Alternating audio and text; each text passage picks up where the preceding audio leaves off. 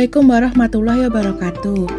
Perkenalkan, kami dari kelompok A2 beranggotakan Teguh Sutanto, Ahsanul Huda Susanto, Sri Haryanti, Yeni Widyawati, dan Rosa Andrianisa Putri dari CGP Angkatan 7 Kabupaten Karanganyar. Kali ini kelompok kami akan memaparkan ruang kolaborasi 1.4.A.5.1 modul 1.4 tentang budaya positif. Dalam ruang kolaborasi ini, kami disuguhkan 4 kasus. Di sini, kami ditugaskan menganalisis secara mendalam terhadap kasus-kasus yang disediakan dan menjawab pertanyaan-pertanyaan di setiap kasus yang disajikan. Kasus pertama berkisahkan tentang Bu Eni yang tidak dihargai oleh kedua muridnya, yaitu Vivi dan Natali, karena statusnya yang hanya sebagai guru pengganti. Kasus kedua tentang murid bernama Sabrina yang salah menggunakan sepatu saat ke sekolah, sehingga mendapatkan hukuman dari Pak Lukman yang membuat dia menjadi malu saat di sekolah. Kasus ketiga tentang Fajar yang memiliki masalah saat pelajaran bahasa Inggris, karena setiap pelajaran bahasa Inggris, pelajaran yang diampu oleh Bu Dani, dia tidak memperhatikan, tidur-tiduran, acuh tak acuh, dan tidak pernah bisa menjawab saat ditanya. Dan yang terakhir, kasus keempat bercerita tentang Anto dan Dino yang sedang bermain bersama di lapangan basket dan tiba-tiba terlibat dalam sebuah pertengkaran hingga dipanggil ke ruang kepala sekolah oleh Bu Siti. Mari kita simak cerita lengkap dari kasus pertama dengan tokoh Ibu Santi sebagai guru senior, Ibu Eni sebagai guru pengganti, Vivi dan Natali sebagai murid, dan juga ada Pak Hasan sebagai kepala sekolah. Guru matematika dan wali kelas 8, Ibu Santi sedang sakit, sehingga tidak dapat masuk dan mengajar. Akhirnya dicarikan guru pengganti, Ibu Eni. Ibu Eni baru 2 tahun menjadi guru SMP. Beberapa murid perempuan, Vivi dan Natali, mengetahui hal ini dan mulai menggunakan kesempatan dan bersikap seenaknya, tertawa dan tidak mengindahkan kehadiran Ibu Eni. Ibu Eni mencoba menyapa Vivi dan Natali dengan ramah, sambil mengingatkan mereka untuk tetap fokus pada pengerjaan tugas. Ayolah, tugasnya dikerjakan. Nanti ibu ditegur Bapak Kepala Sekolah kalau kalian tidak kerjakan tugas. Tolong bantu ibu ya. Namun, Vivi dan Natali malah jadi tertawa. Ibu, santai saja bu. Mereka tetap tidak mengerjakan tugas dan malah mengobrol. Keesokan harinya, Ibu Santi memanggil Vivi dan Natali serta menanyakan tentang laporan dari Ibu Eni. Ibu Santi menanyakan apakah mereka bersedia melakukan dan memperbaiki permasalahan yang ada. Vivi dan Natali sempat ragu-ragu dan mereka juga membela diri. Namun, pada akhirnya mengatakan akan meminta maaf. Ibu Santi menanggapi bahwa tindakan itu boleh saja dilakukan bila mereka sungguh-sungguh ingin meminta maaf. Namun, Ibu Santi menanyakan kembali, apa yang mereka bisa lakukan untuk menggantikan rasa tidak dihormati Ibu Santi? Baik Vivi maupun Natali mengakui bahwa perilaku mereka tidak sesuai dengan keyakinan kelas. Ibu Santi melanjutkan kembali, apa yang akan mereka lakukan untuk memperbaiki masalah? Apakah ada gagasan? Setelah berpikir sejenak, Natali dan Vivi mengusulkan bagaimana kalau mereka mengadakan sebuah diskusi kelompok dengan teman-teman sekelasnya. Tema yang mereka pilih adalah menerapkan keyakinan kelas, terutama tentang sikap saling menghormati dan bagaimana penerapannya di kehidupan sehari-hari di sekolah. Usulan kedua adalah mengirim email kepada Ibu Eni tentang gagasan mereka tersebut. Mereka pun memberitahu Ibu Eni bahwa mereka telah memberitahu kepala sekolah, Pak Hasan, bila lain waktu ada ketiadaan guru, maka mereka akan mengusulkan Ibu Eni sebagai guru pengganti. Setelah kita mengetahui kasus pertama, terdapat pertanyaan. 1. Dalam kasus di atas, langkah-langkah restitusi apa saja yang sudah dijalankan oleh Ibu Santi? 2. Menurut Anda, apakah restitusi yang diusulkan Vivi dan Natali sudah sesuai dengan pelanggaran yang telah dibuat? Apakah langkah-langkah restitusi yang telah diusulkan mereka? 3. Dalam kasus di atas, posisi apakah yang telah diambil oleh Ibu Eni dalam menangani Vivi dan Natali? Jelaskan jawaban Anda. 4. Jika Anda adalah Pak Hasan, bagaimana Anda menyikapi langkah yang ditempuh Ibu Santi? Jawaban dari pertanyaan pertama, langkah restitusi yang diambil Bu Santi. Yang pertama, menstabilkan tindakan.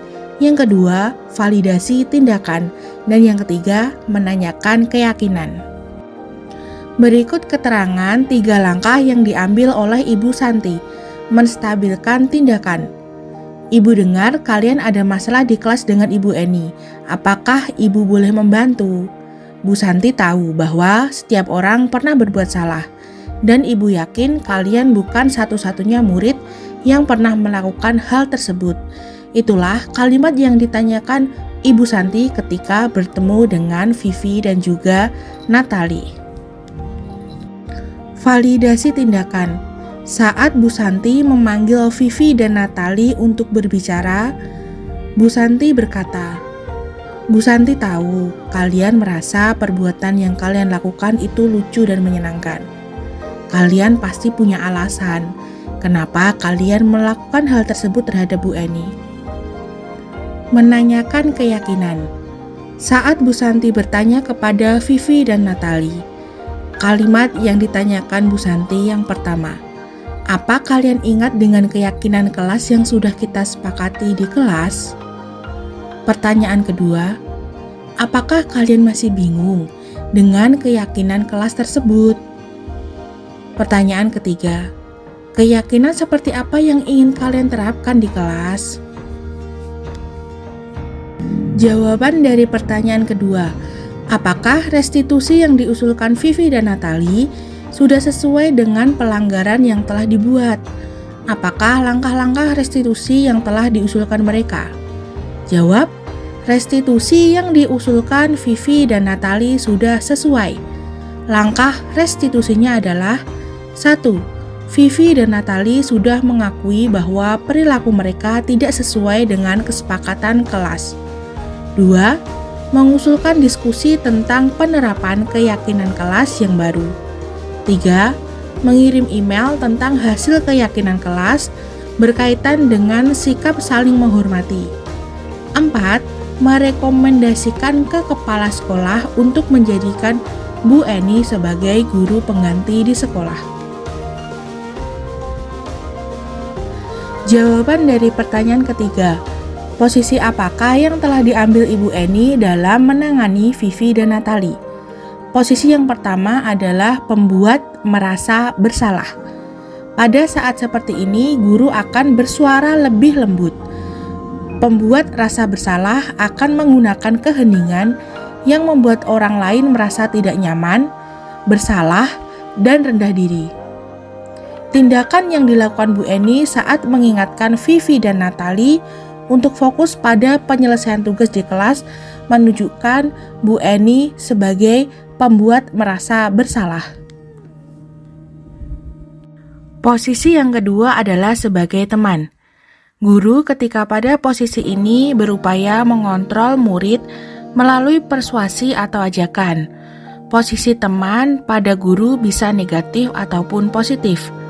Hal ini terlihat pada kalimat, ayolah tugasnya dikerjakan, nanti ibu ditegur kepala sekolah.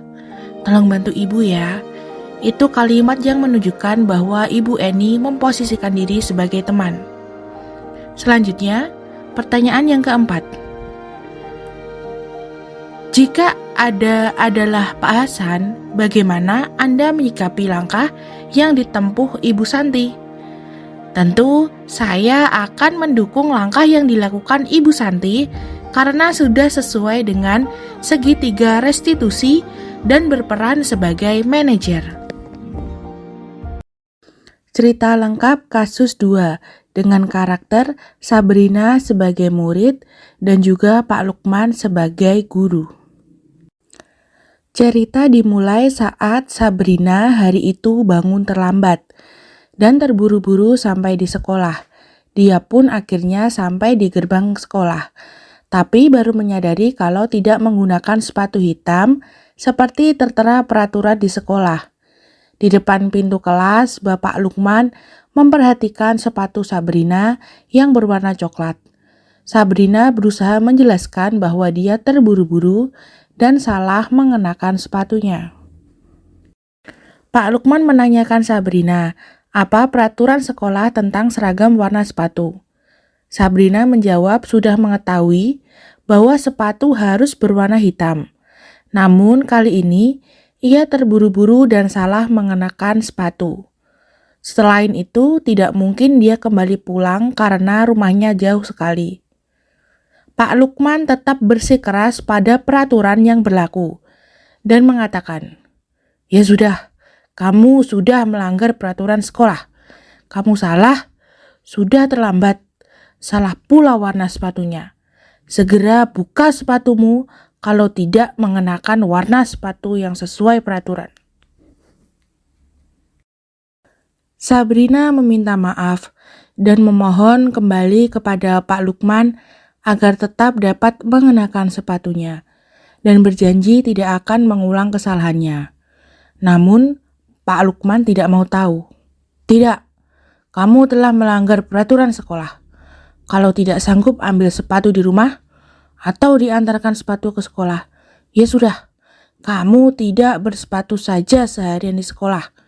Sekarang copot sepatumu dan silakan belajar tanpa sepatu seharian."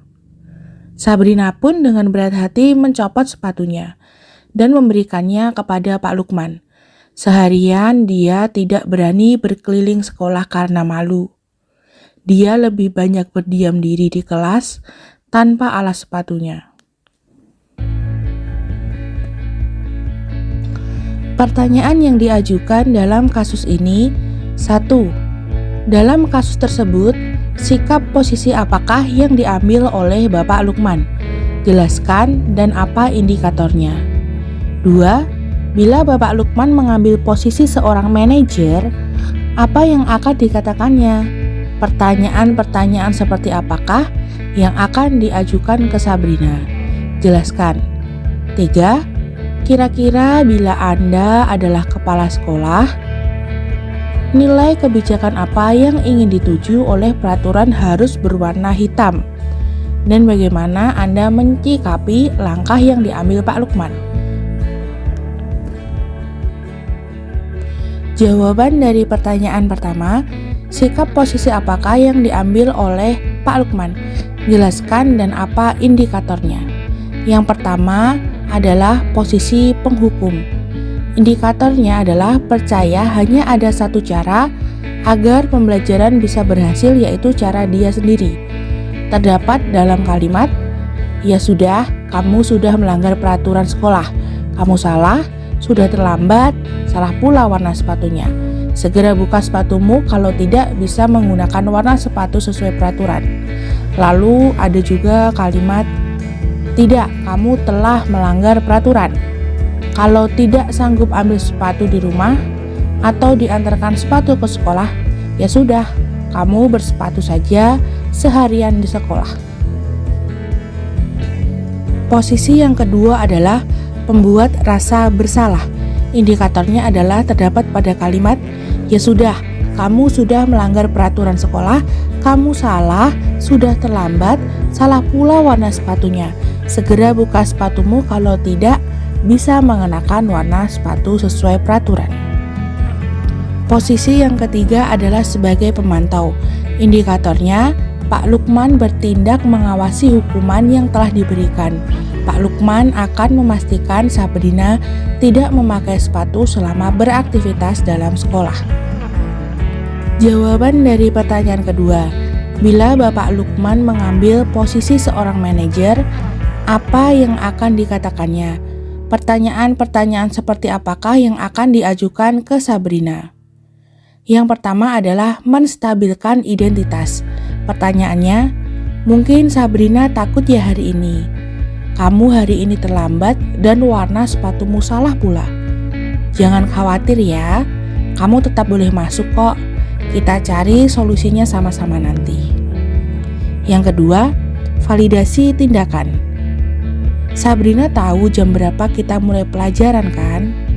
Bapak apresiasi usaha Sabrina untuk tidak terlambat hari ini. Sampai-sampai sepatu kamu salah ya. Haha. Lalu yang ketiga, menanyakan keyakinan. Sabrina, apa rencana kamu besok agar hal ini tidak terulang lagi? Coba kamu jelaskan kepada Pak Lukman.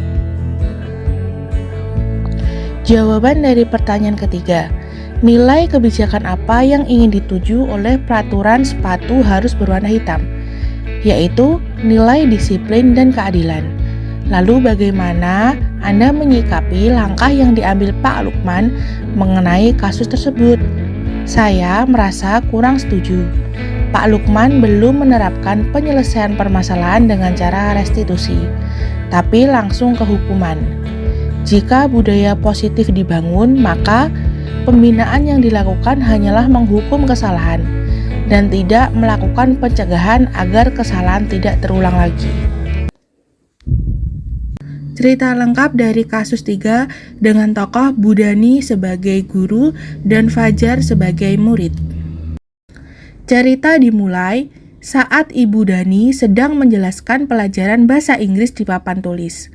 Namun, beliau memperhatikan bahwa Fajar malah tidur-tiduran dan tampak acuh tak acuh pada pelajarannya. Fajar, coba jawab pertanyaan nomor 3. Maju ke depan dan kerjakan di papan tulis. Fajar pun tampak malas-malasan maju ke depan. Dan sesampainya di depan papan tulis, Fajar hanya diam terpaku sambil memegang buku bahasa Inggrisnya dan memainkan spidol di tangannya. Ayo Fajar, makanya jangan tidur-tiduran. Lain kali perhatikan penjelasan dari Bu Guru. Sudah, sana duduk. Kira-kira ayo coba anak-anak siapa yang bisa menggantikan Fajar? Fajar pun kembali duduk di bangkunya. Hal seperti ini sudah seringkali terjadi pada Fajar. Seperti tidak memperhatikan, acuh tak acuh, dan nilai-nilainya pun tidak terlalu baik untuk pelajaran bahasa Inggris. Pada saat ditegur oleh Ibu Dani, Fajar hanya menjawab, "Tidak tahu, Bu." Ibu Dani pun menjawab lirih, "Gimana kamu Fajar? Kamu tidak kasihan sama ibu ya? Ibu sudah capek-capek mengajarkan kamu. Tidak kasihan sama ibu." Dan Fajar pun diam membisu. Dari kasus tersebut terdapat pertanyaan. 1. Posisi kontrol apa yang diambil oleh Ibu Dani dalam pendekatannya kepada Fajar? 2. Membaca sikap Fajar, kira-kira kebutuhan apa yang diperlukan oleh Fajar? 3. Bila mana Ibu Dani mengambil posisi pemantau, apa yang akan dilakukan atau dikatakan olehnya? Pertanyaan-pertanyaan seperti apa yang akan diajukan? Jelaskan. 4. Apabila Anda adalah kepala sekolah, maka bagaimana tindak lanjut Anda? Jawaban dari pertanyaan pertama, posisi kontrol apa yang diambil oleh Ibu Dani dalam pendekatannya kepada Fajar? Jawabannya adalah Ibu Dani sebagai pembuat rasa bersalah. Terlihat dalam kalimat, "Gimana kamu Fajar? Kamu tidak kasihan sama ibu ya? Ibu sudah capek-capek mengajarkan kamu. Tidak kasihan sama ibu. Jawaban dari pertanyaan nomor 2, membaca sikap Fajar, kira-kira kebutuhan apa yang diperlukan oleh Fajar? Jawabnya yang pertama adalah cinta dan kasih sayang, karena kurangnya perhatian dari rumah atau keluarga. 2, kesenangan. Fajar merasa tertekan dengan pembelajaran di kelas. 3, kebebasan. Fajar tertekan dengan cara mengajar Bu Dani. Dibutuhkan inovasi pembelajaran dari guru. Jawaban pertanyaan nomor 3 yang ditanyakan Ibu Dani jika posisi kontrolnya sebagai pemantau. Pertama, Fajar, apa yang sudah kamu lakukan tadi? Apakah sudah selesai dengan keyakinan kelas kita? Kenapa kamu seperti itu, Fajar? 2, apakah kamu sudah tahu keyakinan kelas kita, Fajar? Apakah kamu tahu konsekuensi jika tidak melaksanakan keyakinan kelas? Coba kamu ceritakan kepada Ibu Dani. 3, setelah selesai jam ini, Ibu tunggu di ruang guru ya. Kamu selesaikan tugasnya di sana. Ibu tunggu di sana ya. Jawaban dari pertanyaan nomor 4. Apabila Anda adalah kepala sekolah di sekolah Fajar dan mengetahui hal ini, bagaimana tindak lanjut Anda? Hal yang saya lakukan, 1. Melakukan supervisi kelas terhadap Ibu Dani. 2. Setelah supervisi selesai, ada 2 kemungkinan. Kemungkinan yang pertama adalah masalah berasal dari guru. Maka, tindak lanjut yang dilakukan adalah diberikan pelatihan, masukan, saran kepada guru agar dapat memperbaiki model pembelajarannya sehingga dapat memotivasi siswa. Kemungkinan yang kedua adalah masalah berasal dari siswa itu sendiri. Maka, tindak lanjut dilakukan adalah 1. Memanggil siswa untuk konseling dengan kepala sekolah untuk digali kebiasaan belajarnya dan perasaannya terkait pelajaran bahasa Inggris. Tujuannya adalah agar dapat dibuat keyakinan kelas baru yang bisa membuat Fajar merasa nyaman ketika di kelas. 2. Berkonsultasi dengan guru yang bersangkutan tentang aktivitas Fajar di kelas. Setelah itu memanggil Fajar ke kantor untuk mengetahui kondisi Fajar secara langsung. Berkolaborasi dengan orang tua atau wali Fajar tentang kondisinya. Setelah itu mencari solusi permasalahan Fajar. Selain itu juga kita bisa berkolaborasi dengan guru BK. 3. Memanggil murid tersebut dengan tidak memojokkan murid. Lalu memvalidasi tindakannya dan yang terakhir menanyakan keyakinannya. Lanjut ke cerita lengkap dari kasus keempat dengan tokoh Anto dan Dino sebagai murid, Bu Siti sebagai kepala sekolah, dan juga ada cameo dari Pak Irfan sebagai guru tata busana. Kasus ini dimulai saat Anto dan Dino sedang bermain bersama di lapangan basket. Dan tiba-tiba terlihat dalam sebuah pertengkaran adu mulut. Dino pun menjadi emosi dan mengadakan kontak fisik, menarik kemeja Anto dengan kasar sampai 3 kancingnya terlepas. Pada saat itu, guru piket langsung melerai mereka dan membawa mereka ke ruang kepala sekolah. Ibu Suti sebagai kepala sekolah berupaya menenangkan keduanya, terutama Dino. Dino, sepertinya kamu sedang marah sekali ya, Nak. Mendengar itu, Dino pun mengalir bercerita tentang kekesalan hatinya. Ibu Suti pun melanjutkan bahwa membuat kesalahan adalah hal yang manusiawi dan bahwa mempertahankan diri adalah hal yang penting. Namun, meminta Dino memikirkan cara lain yang mungkin lebih efektif karena saat ini Dino berada di ruang kepala sekolah. Ibu Suti melanjutkan bertanya tentang keyakinan sekolah yang disepakati. serta apakah Dino bersedia memperbaiki kesalahan yang telah dilakukan terhadap Anto. Dino pun akhirnya perlahan mengangguk. Kemudian Ibu Suti balik bertanya kepada Anto, hal apa yang bisa dilakukan Dino untuk memperbaiki masalah? Anto menjawab, saya perlu kancing saya diperbaiki, Bu. Ibu saya akan sangat marah kalau melihat kancing baju saya sampai copot.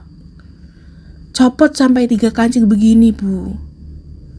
Ibu Suti pun kembali bertanya ke Dino, apakah yang akan dia lakukan untuk menggantikan 3 kancing Anto yang terlepas.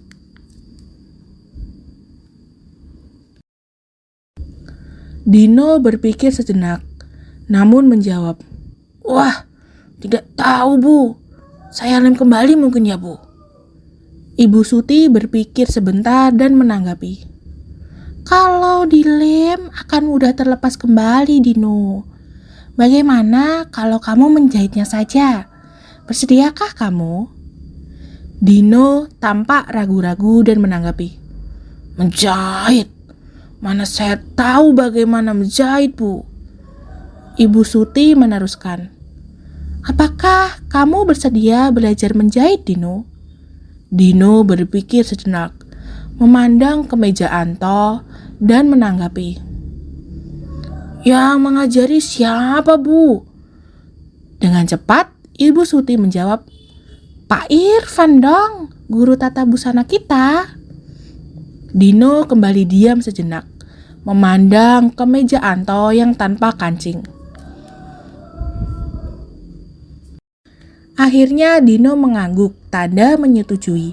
Dan sepanjang siang itu, Dino belajar menjahit dan memperbaiki kemeja Anto.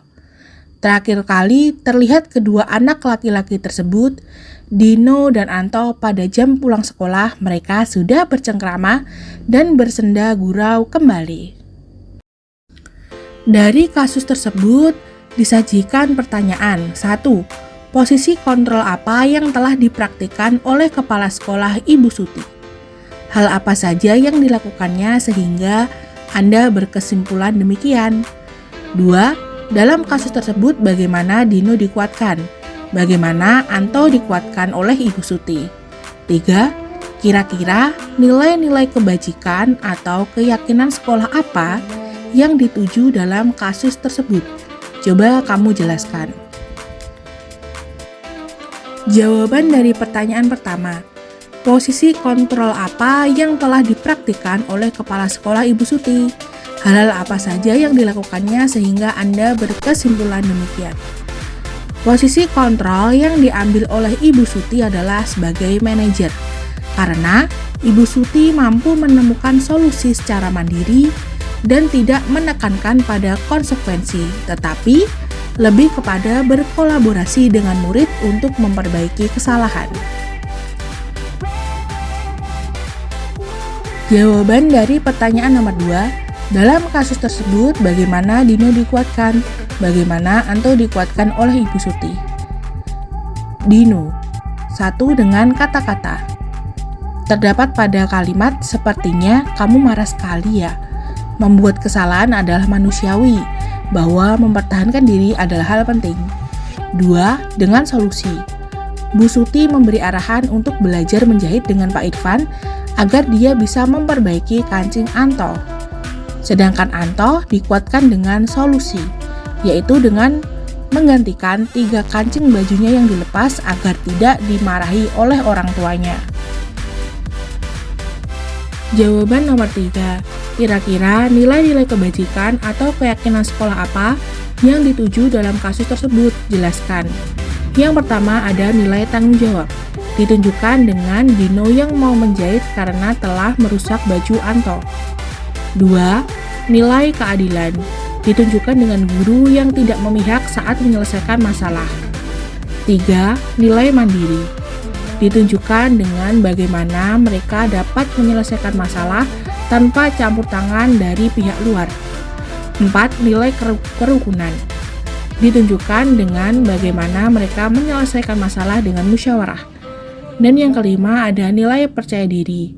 Ditunjukkan bagaimana Dino dapat percaya diri menyelesaikan kancing baju Anto yang ia rusak.